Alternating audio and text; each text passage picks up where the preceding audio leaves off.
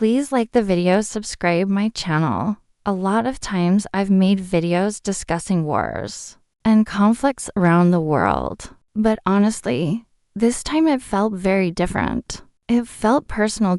Until yesterday morning. I was in Dubai with my family. We were staying at a hotel near Palm Island. Just across the road from our hotel stood the Fairmont Hotel, the same place where later an explosion and fire were reported. Early in the morning we left for the airport because we had a flight to catch. Thankfully, our flight departed without any issue. Everything looked completely normal at that moment. However, about 2 to 3 hours after we were already in the air, something strange happened. Flights started getting delayed, and the cabin crew informed us that a major military escalation had begun. According to the information being shared, the United States and Israel had launched strikes against Iran. At that point, I didn't fully grasp the seriousness of the situation. My first thought was simply about our flight route. I wondered whether we might be flying through airspace where missiles or military operations were happening. But once we landed, the reality started becoming clearer. By the evening, images and videos began circulating online. Thick smoke was visible around Dubai's airport area. Large parts of the city were being evacuated. Flights were canceled across several airports in the region. Reports also suggested that air defense systems were intercepting drones near major landmarks, like the Burj Khalifa. In other areas, such as near the Burj Al Arab, burning debris was falling after missile interceptions. It was extremely shocking to see all this, especially because some of our relatives were traveling with us but had flights scheduled a few hours later. Unfortunately, their flights were canceled and they are still stuck at Dubai Airport. Right now, no one knows exactly when operations will return to normal.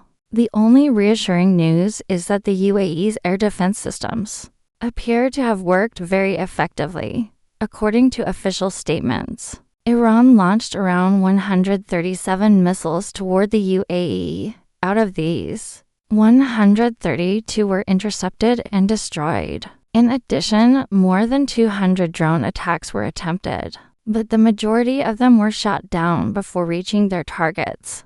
Most of the fires and damage reported in cities were caused by falling debris from intercepted missiles and drones. Now let's understand what is actually happening.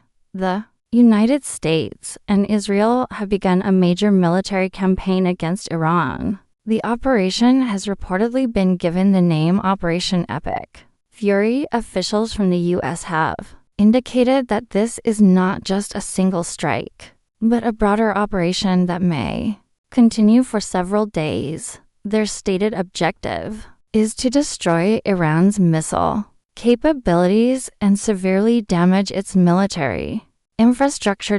Multiple Iranian cities including Tehran, Isfahan, Qom, and Kermanshah have reportedly been targeted with their strikes. One of the most shocking developments reported by Iranian media is the death of Iran's supreme leader, Ayatollah Ali Khamenei. According to Iranian state television, he was killed during a bombing attack on a government building. Reports claim that several members of his family who were present at the location were also killed. Following this event, Iran announced a long national mourning period. Many government institutions have been closed temporarily. At the same time, several senior military officials of Iran were reportedly killed during a meeting of the country's defense council. Statements from U.S. officials suggested that many of the top decision makers in Iran's military leadership were targeted in the operation. On the streets of Tehran, reactions were mixed. Some people were seen mourning, while others appeared relieved or hopeful about political change. Iran responded quickly. Missile attacks were launched not only toward Israel, but also toward several Gulf countries including the United Arab Emirates, Qatar, Bahrain, and Kuwait. Explosions were reported in multiple cities across the region. In Abu Dhabi, reports indicated that a person was killed due to falling missile debris.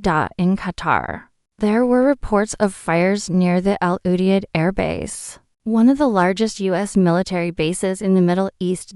In Bahrain, the headquarters of the U.S. Navy's 5th Fleet was reportedly targeted as well. Iran's Revolutionary Guard later announced that attacks had been carried out against more than 24 American military facilities in the region. Their counter-operation was reportedly named Operation True Promise. However, several reports suggest that some of the missiles and drones also landed near civilian areas, including airports and hotels in different Gulf countries. This situation is especially worrying for millions of foreign workers living in the Gulf region. A large number of Indian workers and expatriates live in these countries, meaning that many families across South Asia are directly connected to these areas. The Indian Embassy has issued advisories asking citizens to remain cautious and stay updated on safety instructions. Another major concern is the global oil supply. A significant portion of India's crude oil imports pass through the Strait of Hormuz. Every day, millions of barrels of oil are transported through this narrow sea route from Gulf countries. If tensions escalate further and the strait becomes blocked or restricted, it could disrupt oil supplies not only for India, but for many countries around the world. Such a disruption would likely increase oil prices, raise transportation costs, and create inflationary pressure on many economies. There are also political discussions surrounding the timing of these events. India's Prime Minister had recently visited Israel just days before the strikes. This has led to debates among political leaders and analysts about diplomatic messaging and international relationships. Historically, India has attempted to maintain a balanced position between different sides in Middle Eastern conflicts. Meanwhile, one of the most tragic reports emerging from Iran involves a school in the city of Manab.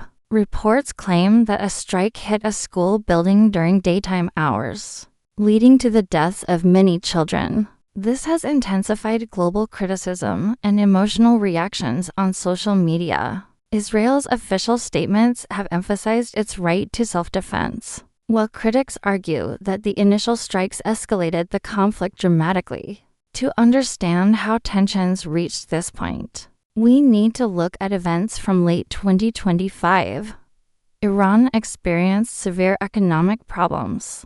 Its currency lost significant value, and food prices rose sharply. Large protests erupted across the country, some of the biggest demonstrations in its recent history. Security forces reportedly used force against protesters, leading to casualties. During that period, political leaders in the United States signaled support for political change in Iran. Interestingly, just one day before the recent military strikes began, officials from Oman had suggested that a diplomatic agreement between the United States and Iran might be close. But instead of negotiations, the region suddenly witnessed large-scale military action. Reports from several international media outlets suggest that the operation may have been planned well in advance. Some analysts believe that regional allies had been encouraging the United States to take stronger action against Iran. Public statements from American political leaders also suggested support for political change inside Iran. However, history shows that military interventions often create unpredictable consequences. Similar situations occurred in Iraq and Libya. In both cases, authoritarian leaders were removed, but the countries later experienced long periods of instability and conflict. Many experts now fear that Iran could face a similar path if internal political order collapses. And if a country as large and influential as Iran becomes unstable, the effects could spread far beyond its borders. For the Middle East and for the world, the coming weeks may be extremely critical.